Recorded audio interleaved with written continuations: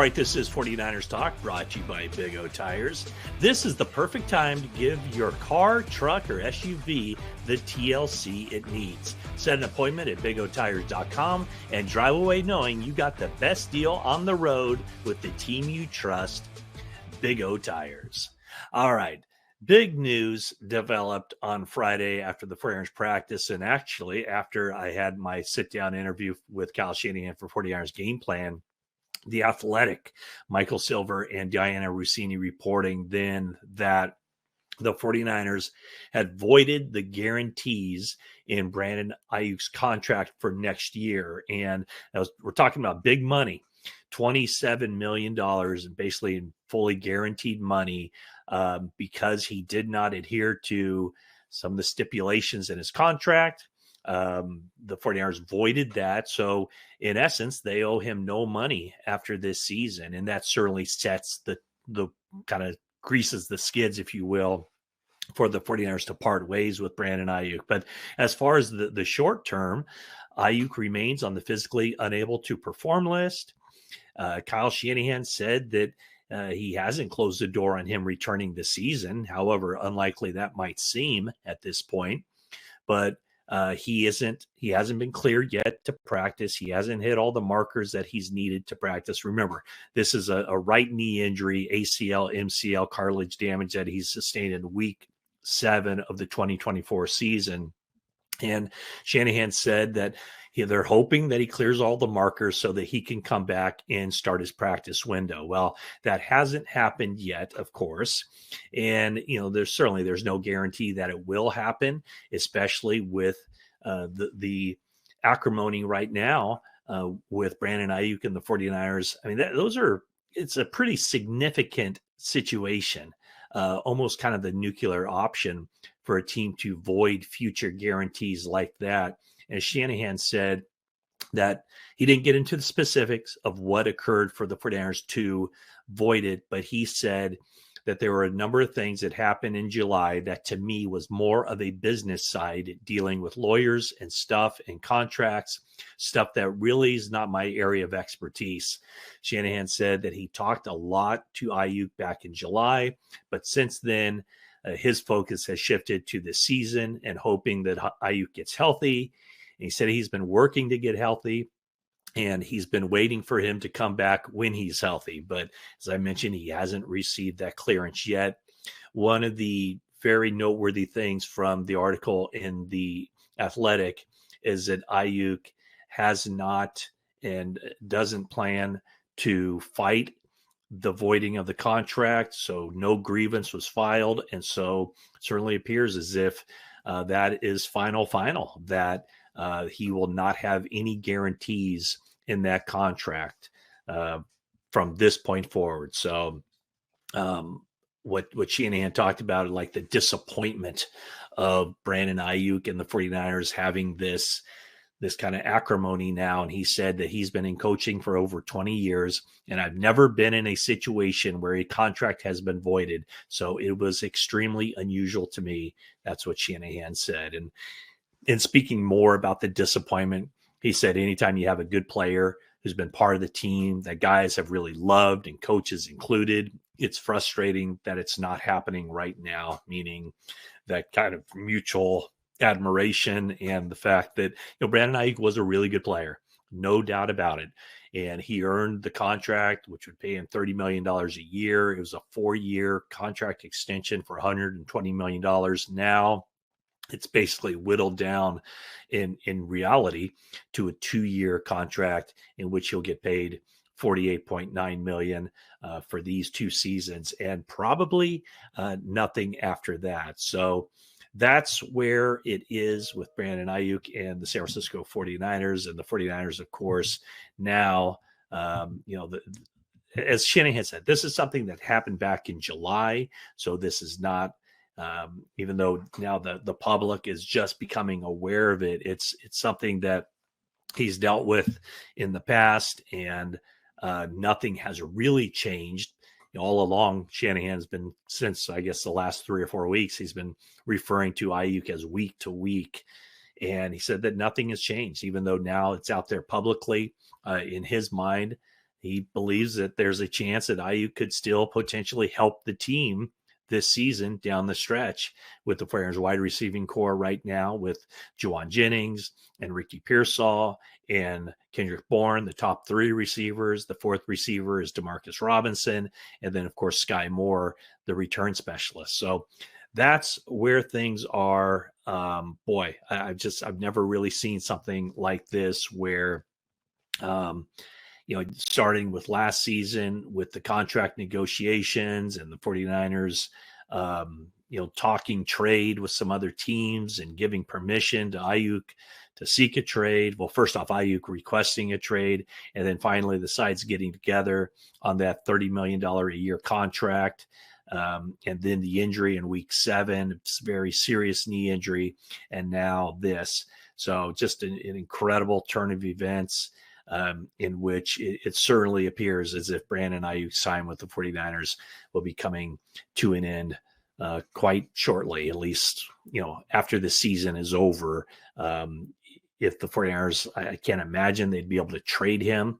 The most likely scenario I would suspect would be that they release him and the sides just kind of agree to move on apart from each other. So that's where this has gone with Brandon Aiyuk and the 49ers. I think we always, speaking with Jennifer, we've always kind of talked about this kind of air of mystery of why things just didn't feel right. And now I think we know exactly why things haven't felt right with Brandon Aiyuk and the 49ers since really training camp to this point right here. Okay, so there is a game this week, and it's a big one, 49ers against the Carolina Panthers. And the 49ers injury report, Tatum Bethune is out with a high ankle sprain, so Curtis Robinson will step in for him at the starting position. Eddie Pinheiro, the kicker, is out with a hamstring injury, so Matt Gay, the veteran, signed this week to the practice squad, will step in for him. Robert Beal Jr. has a concussion, so he's doubtful to play in this game. And questionable is linebacker Luke Gifford with hip and neck injuries. So now, as I mentioned, every week I have a sit-down interview with Kyle Shanahan to talk about some of the things from the previous game, and then looking ahead to this upcoming game. And so just note that my interview with Shanahan was conducted before the news broke in The Athletic, and obviously confirmed by Shanahan himself of the 49ers voiding the future guarantees in Brandon Aiyuk's contract. So let's right now step aside and go and have that interview, a roll-out interview with Kyle Shanahan for 49ers Game Plan. All right, Kyle, a week ago, I asked you about any possible rust that Brock Purdy would have after missing 6 games. So coming out of that game against the Arizona Cardinals, was there much stuff to clean up when you watched the film with him? Oh, yeah. There's always stuff to clean up. I mean, Brock's had some really good games, but even his best game, there's never not a bunch we're going to clean up, from technique on handoffs to any missed read, to any assignment misses with the cans getting us in and out of the right place. So there's always stuff to review, but it was a really good first game back. Okay, so the cans, getting you out of or into the right play. I did want to go through that 30-yard touchdown pass that he threw to George Kittle. And even the great Greg Pappas said, watching the All-22, he couldn't tell why it was that Brock determined it was going to be man coverage, and therefore the pass goes to Kittle. So can you kind of take us through that, and what did you see on the sideline? We had a play that we could run versus anything, but there was another play we had called too that we only wanted versus man-to-man, and there's certain things that you can do with your formations, whether it's motions or how you line up, where their players are, things that we study that are real consistent, and you try to give the quarterback that indicator whenever you see this look. It tells you a certain coverage, and we're only going to run it versus that coverage. And Brock saw that indicator, so he touched his ears and got us into the perfect man play. Yeah, so Brock did mention that the 2 plays were called in the huddle. What are the mechanics from you, the play caller? You're in the ear of the quarterback. What are the mechanics to deliver the 2 plays to Brock, and then where does he take it from there? I just call a play, whatever it is. Pull the right F dash 19 Hornet. That's the play we're running. And can it with 2-scat Mustang, which means we are running 19 Hornet, but we can also run 2-scat Mustang. A lot of teams say kill. That means they're running 19 Hornet. If we kill it, we're going to two-scat Mustang. It's just semantics with the verbiage. We use the word can. But they're all different. We want to run Hornet versus everything. Mustang, we only run versus man, so that's an indicator we give them. Sometimes it can be 19 Hornet, can it with 18 truck, which is a run to the left, a run to the right. That might have to do with where a certain player lines up we're trying to avoid. It might have to do with safety rotation. It might have to do with coverage. It might have to do with front. Whatever the rule is that we've given them in the week. Hey, when we can it with this play, it's based off of a 3 technique. When it's this play, it's based off of Aaron Donald. When it's this play, it's based off of is it man or zone. So whatever those rules are, that's just what he's looking for, and it helps you get into some good plays. Are we giving away state secrets here? No, those aren't state secrets. Those are, I think everyone knows that that's what we're doing, and it could be any of those, so they can guess the variables of which it is. But we were hoping to get into that play. That was going to be a real tough play for them to stop. I mean, you got a linebacker covering George on a wide and go, and then on the other side, you got another linebacker guarding Christian on a wide and go. So they're two really good looks. Last time we got into that was the last play of the second quarter versus the New York Giants. We got a man look. Matt canned it to two-scat Mustang. We had Christian for would have been an 80-yard touchdown. Same play, but the safety cheated towards George, so we were throwing it the other way. And then he got stripped for that fumble for that last play of the offense second quarter, so you guys didn't get to see it. How many times through the course of a game do you call 2 plays for Brock or the quarterback? It varies each week, but I would guess anywhere between like 25 to 35%. Like sometimes it can go higher, depending on how much we have in the run game. But it's week to week, but I'd say at the least 25%. And from the moment that Brock got here to now, how has he grown in that area to be able to handle that responsibility? I mean, usually that's what I like about can systems, because we gave him the same stuff in his first game. I mean, our backups will have the same stuff when they go in too, because you're not just searching for things the whole game and having to memorize a lot. I'm just running this play and looking for one specific thing, and if I see that one specific thing, touch your ears, and the rest of the players will line up that way. That's their responsibility to know what to do with that word. But if you have to, that's why I always struggled with audibles, because when a quarterback's just running a play and they got to think, hey, maybe versus Sam Strong safety blitz, I'll change the cadence, audible it, pick a play on my own to get into. Maybe versus man-to-man coverage, I'll change the play and pick this. That to me is a lot on your plate, because you're not thinking about it. You got to think about it for all 70 plays, and Brock's just thinking about what I tell him, which to me makes guys a little bit more decisive. You're running the play coming out of the huddle, but there's one thing you're looking for that can get us into a play that you're only running versus one look, and that means it's probably a pretty good look. On the sideline, can you tell sometimes, or are there times when you'll can the play and you'll also see the defense change what they're doing? Oh yeah, you got to be prepared for that. That happens a lot. You do it so much, if they do that too much, then we know how to get them into certain coverages. Just touch your ears and they'll check to a certain safe coverage, and now we might have what we want too. So it's always a cat and mouse game. It's been for a very long time. It's usually who has the chalk last wins, at least coaches when we're in our rooms. But there is a play clock. There's stuff you got to do to get it off, and that's why you got to be sound with whatever they present. So that touchdown pass to Kittle helped get you guys off to a good start. But even before that, Sky Moore, the long kickoff return, 98 yards to the 1-yard line. You guys right now lead the league as far as best field position after kickoff. So what's enabled you guys, especially in that portion of the game, to make such an improvement this season? Well, I think both of our returners are doing very well. I mean, they're hitting it hard. They don't mess around. They're both aggressive. Even when it's not a good look, they lower their pads and they go forward, which usually makes us pretty consistent. And they busted a few long ones. I think we've gotten better and better throughout the year, just the continuity of our group, just being coached, working in practice. I think it's been important to the guys. They've taken some ownership in it too, which has been cool. And having some success here over the last month and a half, I think it's given them a lot of confidence and only made them get better. Yeah, Sky Moore and Brian Robinson acquired in a trade. I'm going to take you back 3 years to another trade you guys made. Do you remember that moment when you received word that it was official that you were getting Christian McCaffrey from the Panthers? Yes, I do. What were you doing? I was actually driving home. They made it official. I was pumped. I remember calling him right away to talk to him about it. I remember when I was told, I was asked if he was going to play that week, and I was like, oh, there's no way. It's just in a couple of days. But then right when I hung up, I called Christian, and all he was talking to me about is getting the playbook out to him so he could study it on the plane to us, that there's no doubt he'll know our whole offense when he lands, and there's no way he's not playing this week. And I remember hanging up, calling John right back and be like, I take that back. He might be playing a little bit. We'll see how he is tomorrow.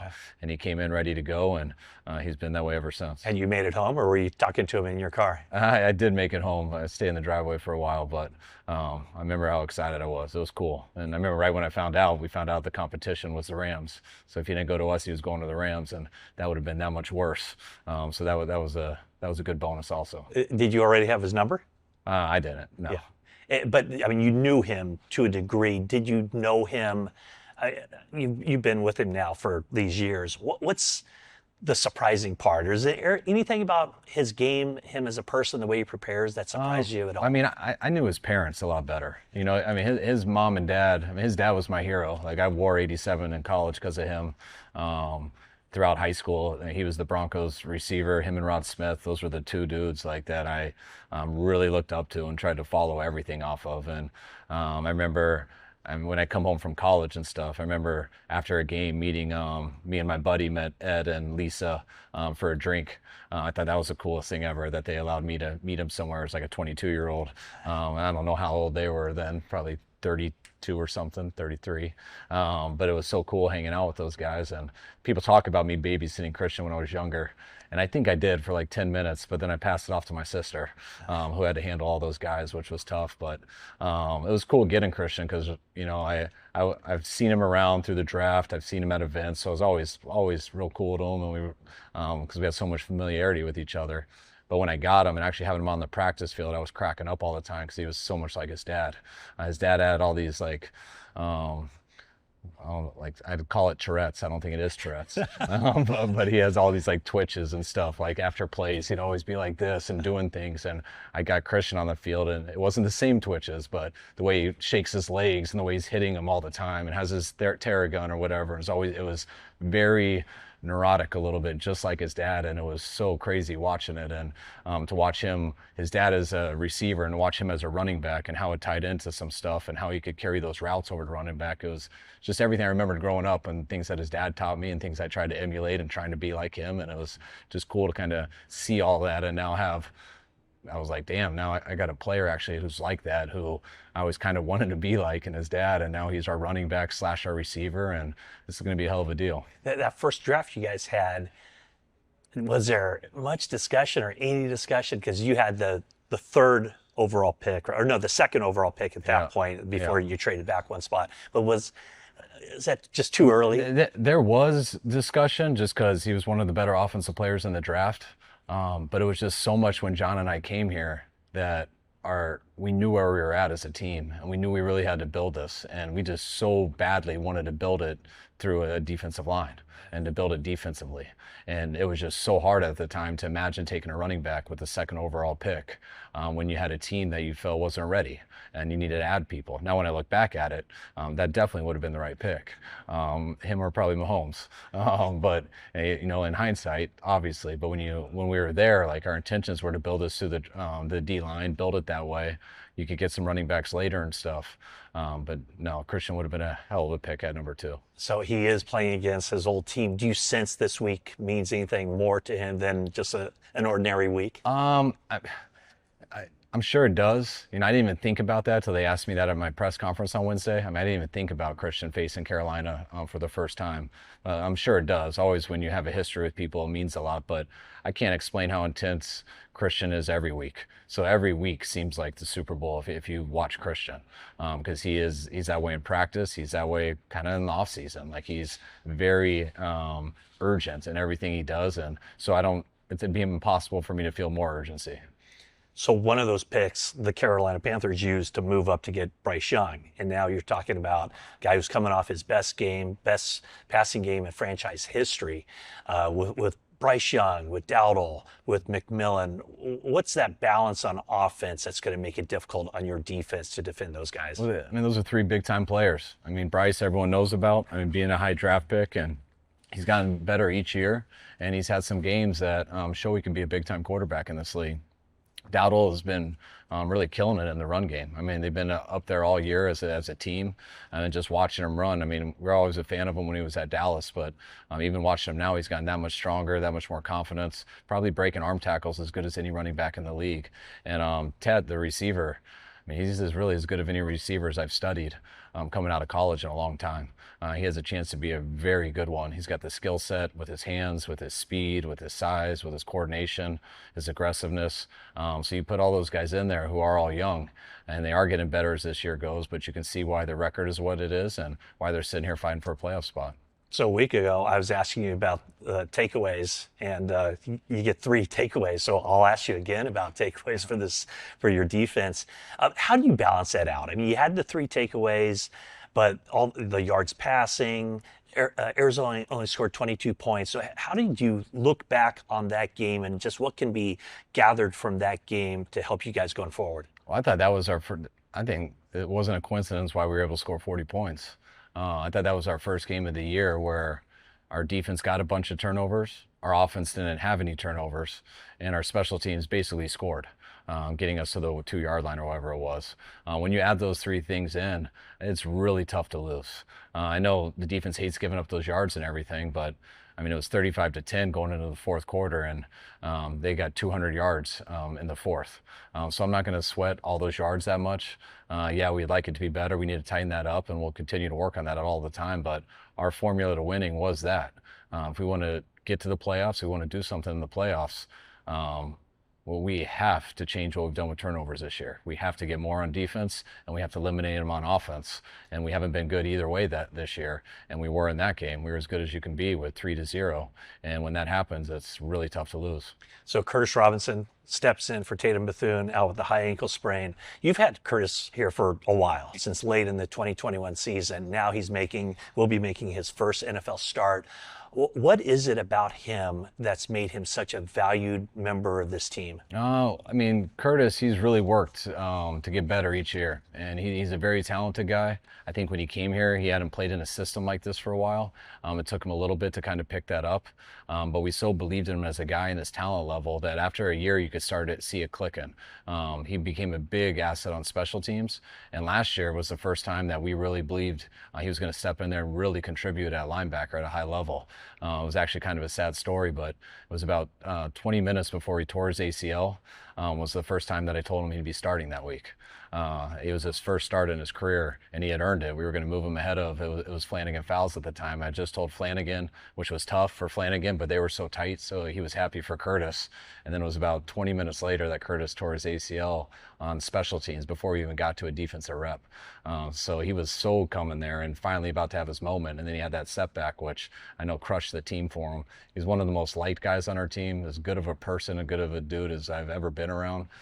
He's worked for this moment, and we're excited to see him get his opportunity. I remember, I think it was late in the 23 season where he had an opportunity to go to 53-man rosters, right? And he's decided to stay here. Yeah. Is that kind of loyalty unique in the NFL? Very. He's that type of guy. Like, I know he's a Stanford dude, so I know he likes the area and stuff, but he's close with the guys on this team, and he didn't want to leave.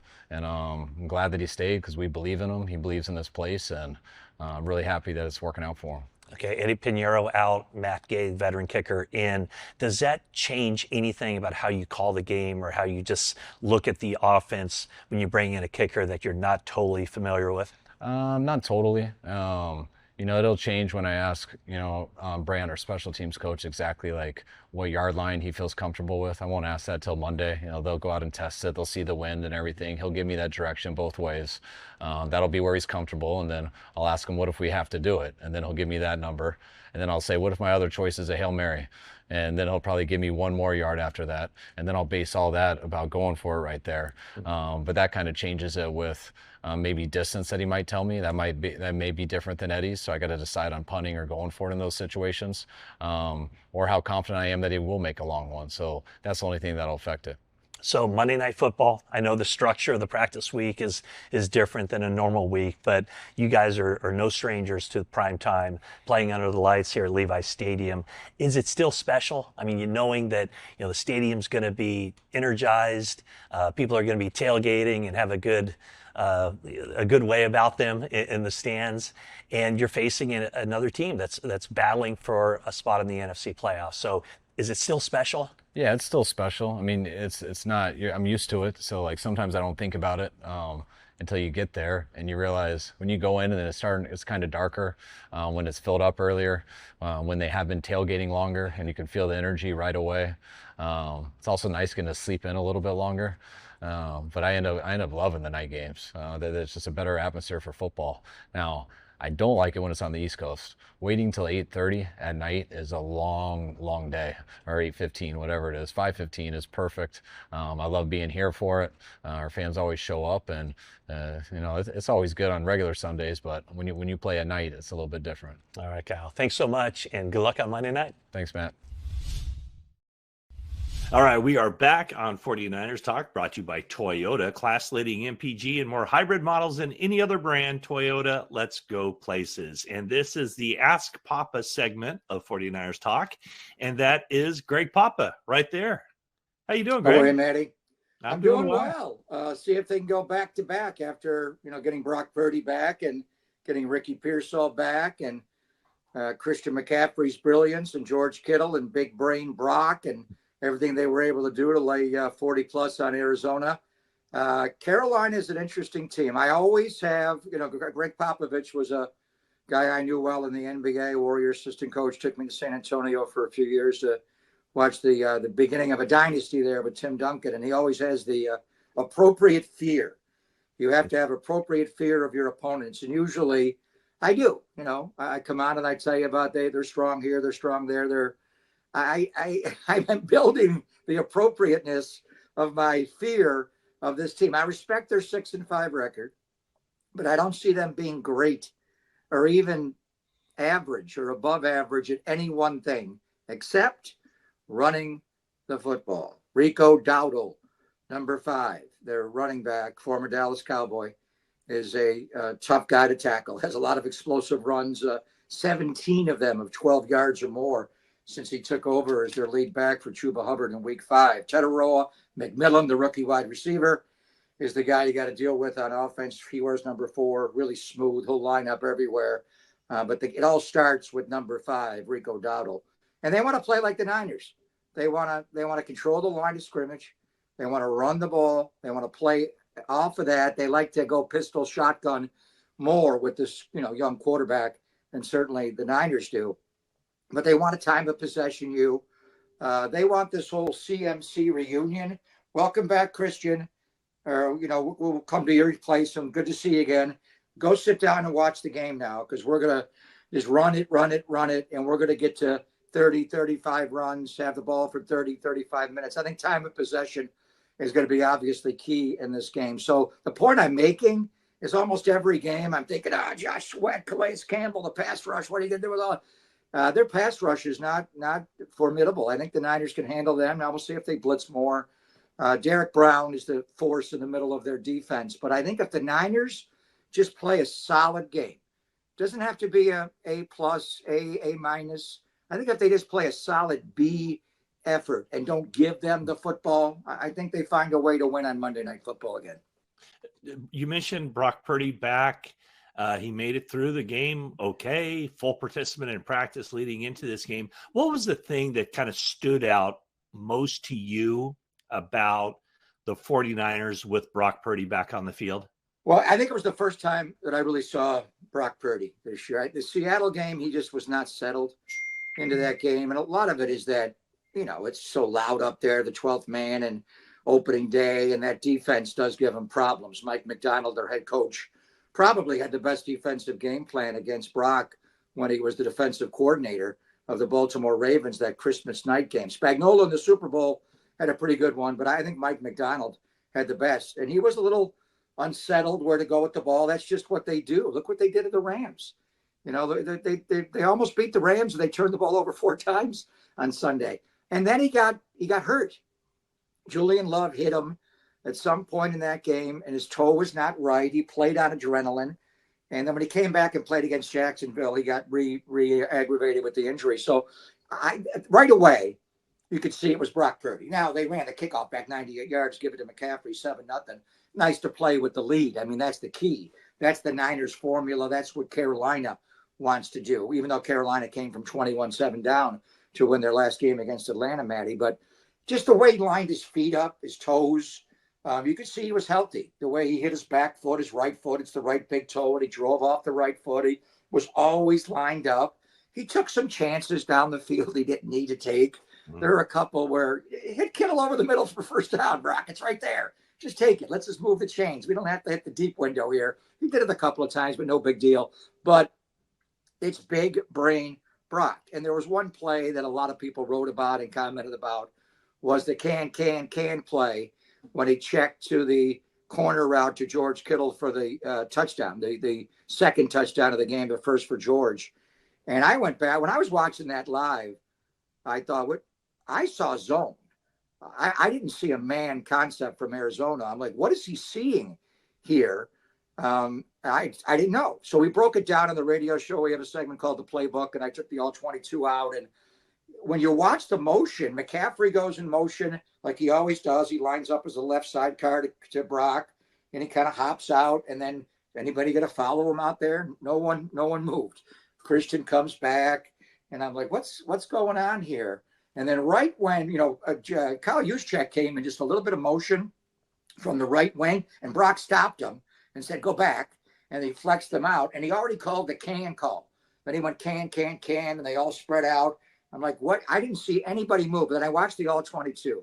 And it's not just big brain Brock. It's big eyes Brock. It's big ears Brock. It's big nose Brock. He's got all the senses working, man. He sniffed it out. There one linebacker there, number 26, or maybe he's 27. Anyway, he pointed. He just pointed with his left hand, I think, towards Kittle.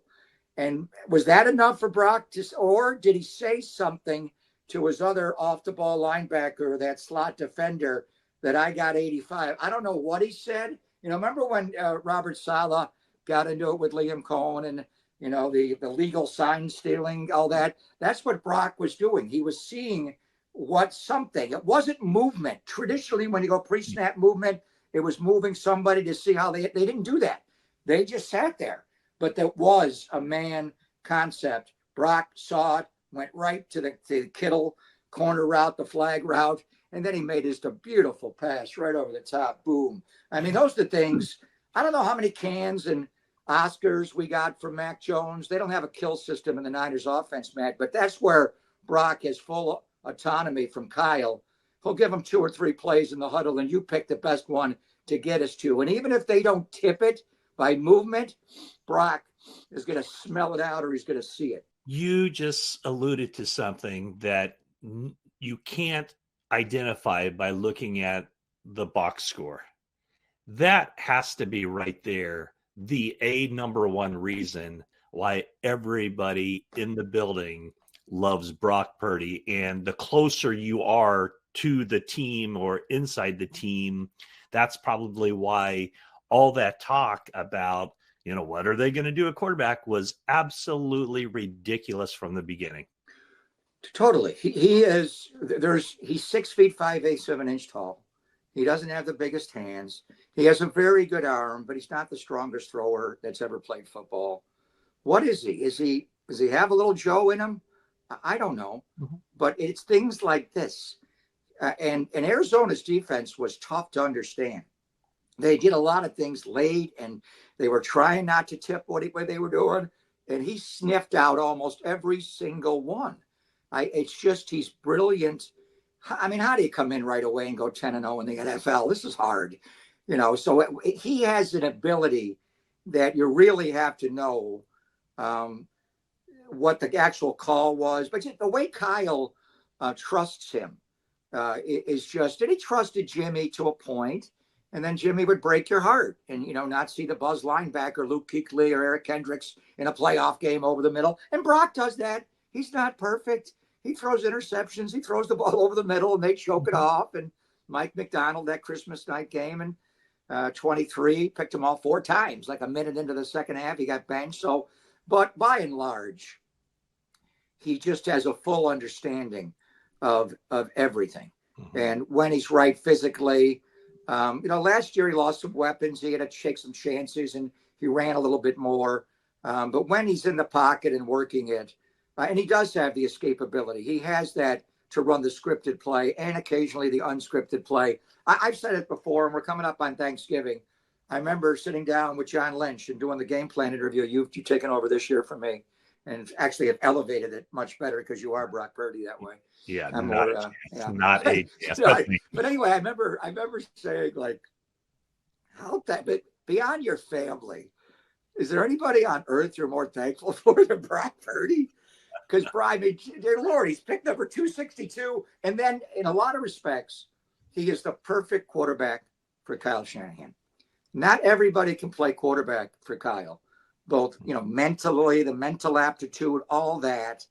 And then the personality. Because Kyle's going to snap at you and say something that you're like, some people could like, I heard that, I'm going to move on, but I'm not going to move on.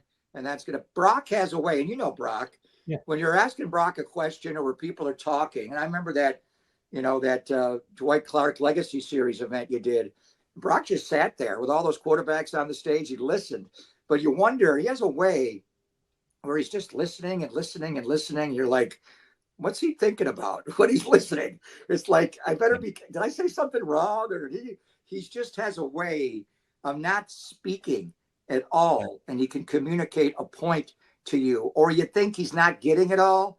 And then he'll take a breath and then he'll respond perfectly back. So that's the kind of personality I think Kyle needs when Kyle's snapping off and, what did you do here and all that?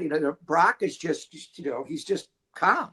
He's the Brock star. He's the Brock of Gibraltar. Yeah. He doesn't crack that way. So in a lot of respects, that's why you identify him as a franchise quarterback. And everybody in the building knew it. Kyle knew it. He, in a lot of respects, is the perfect quarterback for Kyle Shanahan. He's got this ability. He uses this term a lot. Like I stay where my feet are, right? I am where my feet are. And it means he stays in the moment. He doesn't think about, what's happened in the past. He doesn't, got a big pressure game coming up in the future. He just is very much like, this game against the Carolina Panthers, his approach today is, what do I need to do right now today to put myself in the best position Monday night? Speaking of being where your feet are, where were your feet in October of 2022 when you heard the news? October 20th. Well, was it the day before? Or was it the 19th or 20th where I think it was the 20th. Broke? It was right around the deadline. Yeah, the deadline was different that year. I think the news broke. Where were you, and what was your immediate reaction? I was doing a radio show with a guy named John Lund. We were either moments before the show. I forget if it happened before the 10 o'clock hour or during the show. And we were actually talking about it. And I'll give John credit. John brought this up like a month earlier about trading for McCaffrey. And I was on Saquon Barkley at that point.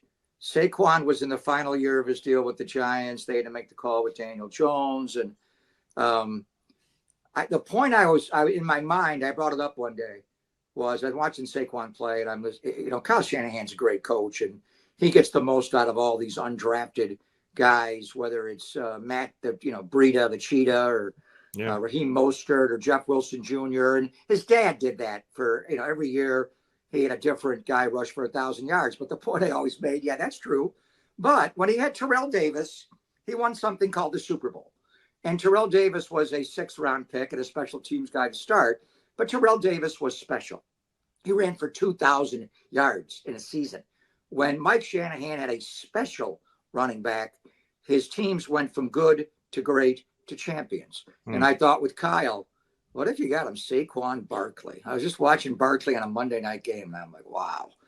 The way he runs, the way he blocks, what a great blocker he is, the way he catches the ball. And I just felt like he was going to leave. And he wound up leaving the Giants. I felt like you could get him. and you wouldn't have to give up all the draft capital. John wanted to trade for McCaffrey. We actually played McCaffrey. It wasn't his last game as a Panther because he played against the Rams the week after, but it was. He's like 10 or 11 days before the trade. Yeah, I remember it well. And we were studying him, and I love McCaffrey. Coming out of college, I was so obsessed with him. The way he ran out of the slot. I remember having his dad on my radio show, and I'm like, he's going to be the next slot machine in the NFL. He's going to be Brandon Stokely. And Ed's like, Greg, you know my son does play running back, right? He's pretty good running back. I'm like, yeah. He'll be a great running back. But we're going to put him over here and over there and over there. He's like, but so I love McCaffrey, but I saw him as a chess piece, as a guy. And that's kind of the way Kyle uses him. But he's also a really hard running back. But the point was, I'm watching him before the 49ers play him.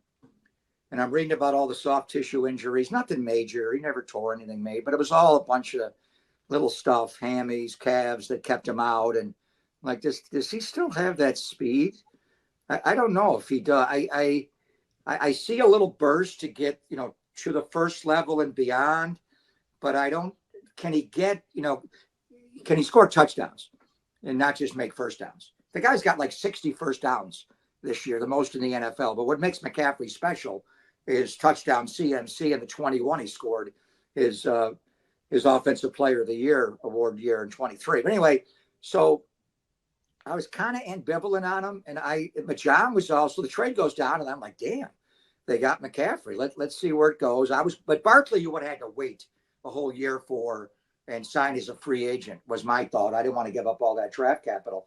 And the Rams, it came down to the Bills were kind of, talking, but it was John Lynch and Les Snead that were going after McCaffrey. And the Rams, F those draft picks, they didn't have, I forget which one they didn't have, but they didn't have them all. John gave them a second, a third, and a fourth, and a future fifth. There was one the Rams did not have. Now, the Rams, by not using those draft picks, built an entire defense, Kobe Turner and all those guys that they drafted, Byron Young, they got in that draft. First was a first-round pick, so that wouldn't have been in play. But a lot of that defense now that's terrorizing the NFL, they've used to from those picks they saved by not getting McCaffrey. But yeah, but then he becomes a Niner, and my thought about, does he have that speed to get it? And then now with the Niners, and especially running behind Trent, he's getting to the second level like that. Yeah. So now he hits the second level, and he's got a linebacker, and he's just McCaffrey, and he's just, and now he's gone. Now he's to the third level, and now he's routinely getting explosive runs, and those first downs are house calls and touchdowns, like the run he had in Pittsburgh, 19 structure full, that first play early in the game with Aiyuk had the decleater, and he went down the left sideline. So it was just that Carolina was kind of holding him back in the way they blocked for him. When you put him behind a great offensive line with the Niners there, he was getting through the traffic at the line of scrimmage, and now he could be CMC dynamite. I just thought of something. Do you think, now his first game, he shows up on a Friday, plays a couple days later, played like 20 snaps or something, 24 snaps against the Kansas City Chiefs. Right. Do you think the unveiling of McCaffrey against the Rams, a receiving touchdown, a rushing touchdown, and a passing touchdown, do you think that was a dig at the Rams to show, because they lost out on him in the trade? No. And I remember seeing him outside the meal room that morning going to the game, and he's sitting there all by himself. He's got like a card table, and he had a stack of play sheets. Really? I'm like, you don't have that on an iPad or something? He's like old school. And he had I'm like, how many plays do you have? He was how many trees were sacrificed? It was like the Manhattan phone book. I'm like, what the hell? I'm like, you're not going to run a halfback option. Skip that play. Oh, McCaffrey throws, touchdown. It was like, he did run that play. So I was like, it was so, he's the brilliant back for Kyle in every way. So ever since that game, every time we play the LA Rams, I think of, what if number 23 for the Rams was not Kyron Williams, and it was Christian McCaffrey? Yeah. And we had, I don't know what the hell. Well, we'd have Kobe Turner, and we'd have Byron Young. So who knows? Maybe it'd be all the same, but it'd be different. I know you got to run, but quickly, 49ers go into this game in the 7th spot in the NFC, 7-4 record. Carolina 6-5. They're in the 9th spot. I guess both teams are kind of desperate for this win. So can you kind of size it up a little bit? Like this is a huge game. This is one the 49ers have to go take. I'll ask you, is there room in the NFC playoff field for both of them? No. So I think that if the Niners lose this game, I think they could still get in. Carolina needs to win this game. Plus, Carolina could win their division. Tampa Bay is playing the LA Rams on Sunday Night Football, Matty. Yeah. If they lose that game and Carolina beats the Niners on Monday Night Football, guess who leads the NFC South? It would be a Carolina Panthers. So I think the Niners will handle them, to be honest with you. But the point is, I don't think there's room in the NFC 17 field for both. So, big one to get. Now that you mentioned that, there would be if Carolina can get in as a division winner.